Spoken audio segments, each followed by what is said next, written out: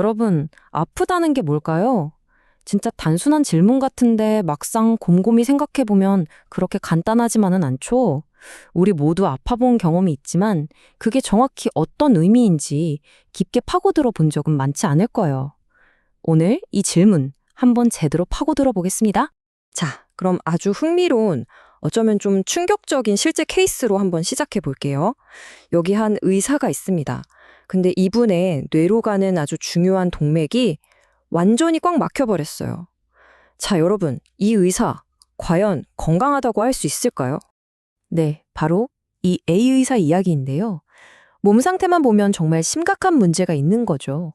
그런데 놀랍게도 이분은 아주 간단한 생활 습관 변화만으로 10년 넘게 아무런 증상 없이 정말 완벽하게 정상적인 생활을 하고 있어요.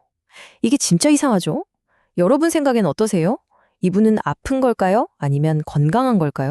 바로 이 A 의사의 미스터리를 풀려면요, 우리는 한 걸음 물러나서 훨씬 더 근본적인 질문을 던져봐야 합니다. 그건 바로 건강이란 게 도대체 뭐냐는 거죠. 예전에는요, 건강을 좀 다르게 봤어요. 지금 보시는 이 오래된 비석처럼 말이죠. 건강은 국력이다. 그러니까 개인의 건강이 곧 국가의 힘을 위한 어떤 도구처럼 여겨졌던 시대가 있었던 겁니다. 근데 정말 그럴까요? 건강이 그냥 사회를 위한 도구일 뿐일까요? 아니면 훨씬 더 개인적인 차원의 문제일까요? 이 질문을 따라가다 보면 건강을 바라보는 아주 다른 세 가지 관점을 만나게 됩니다. 자, 첫 번째는 우리가 가장 흔하게 생각하는 방식, 바로 생물학적 관점이에요. 이건 우리 몸을 일종의 기계로 보는 거예요. 그래서 어딘가 부품이 고장나거나 수치가 정상이 아니면 그건 건강하지 않은 거죠. 아주 명확하고 딱 떨어지는 기준입니다. 그 다음은 세계보건기구 WHO의 관점인데요. 이건 좀 더 그림을 크게 봅니다. 단순히 몸만 보는 게 아니라 우리의 마음 상태나 사회적인 관계까지 전부 포함해서 안녕한 상태, 즉 웰빙을 건강이라고 보는 거죠. 훨씬 더 폭넓은 개념이죠. 그리고 마지막 세 번째는 이건 정말 생각의 전환을 요구하는 아주 철학적인 관점입니다. 뭐냐면 진짜 건강은 아무 문제 없는 상태가 아니라는 거예요. 오히려 어떤 어려움이나 도전에 부딪혔을 때 거기에 좌절하지 않고 적응하면서 자기 삶의 새로운 규칙을 만들어 나가는 능력, 그 자체가 건강이라는 거죠. 정말 멋진 생각 아닌가요? 자, 그럼 이 관점들을 비교해보면 차이가 확 드러나죠. 생물학적 관점은 객관적인 문제를 없애는 게 목표예요. 반면에 철학적 관점은 주관적인 과정에 집중하면서 문제에 적응하는 걸 중요하게 생각하죠. 그러니까 아까 그 A 의사 있잖아요. 생물학적으로 보면 당연히 아픈 사람이지만 철학적 관점으로 보면 새로운 상황에 적응해서 잘 살아가고 있으니 건강한 사람이 되는 겁니다. 완전히 다른 결론에 도달하는 거죠. 자, 지금까지 좀 복잡했죠? 이 모든 걸 아주 명쾌하게 정리해줄 정말 기가 막힌 틀이 있습니다. 바로 아픔의 세 가지 얼굴입니다. 이게 정말 재밌는데요. 동양에선 아주 오래전부터 아프다는 걸 세 가지로 나눠서 생각했어요. 첫째는 질입니다. 한자를 보면 화살 맞은 모양이죠? 이건 몸에 생긴 객관적인 문제, 즉 디지즈를 말해요. 둘째는 환인데요. 마음 심자에 꿰뚫을 관자가 있죠. 이건 내가 주관적으로 느끼는 고통, 즉 illness를 뜻합니다. 마지막으로 병은 사람이 침상에 누워있는 모습이죠.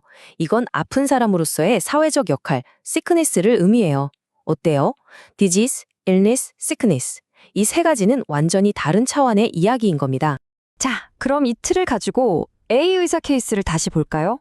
이분 몸에 화살은 맞았죠. 뇌동맥이 막혔으니까 질, 디지즈는 있는 겁니다. 하지만 마음이 꿰뚫리는 고통, 환, 일르니스는 없어요. 본인은 아무렇지도 않으니까요. 그리고 침상에 누워 아픈 사람 역할, 즉 병, 시크니스를 하고 있지도 않죠. 이렇게 보니까 미스테리가 확 풀리지 않나요? A 의사는 질병, 디지즈는 있지만 아픔, 일르니스나 환자 역할, 시크니스는 없는 상태였던 겁니다. 이 디스, 일네스, 시크네스라는 구분은요, 단순히 질병을 이해하는 데서 그치지 않아요. 우리가 느끼는 고통이라는 더 깊은 이야기로 우리를 이끌어줍니다. 우리가 보통 통증이랑 고통을 막 섞어 쓰잖아요.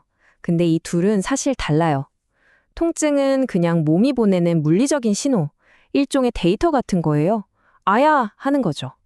반면에 고통은 그 신호에 대해서 내 마음이 만들어내는 이야기입니다. 아, 이 통증 때문에 내 인생은 끝났어와 같은 거죠.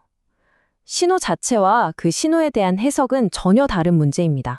그리고 이 이야기는 시대에 따라서도 엄청나게 달라졌어요. 옛날에는 통증을 신과의 거래수단이나 신안의 증거처럼 뭔가 의미 있는 걸로 여겼죠. 그런데 19세기에 마취가 발명되면서 모든 게 바뀝니다. 통증은 그냥 없애버려야 할 성가신 존재가 되어버린 거예요. 현대의학의 목표가 바로 그거죠.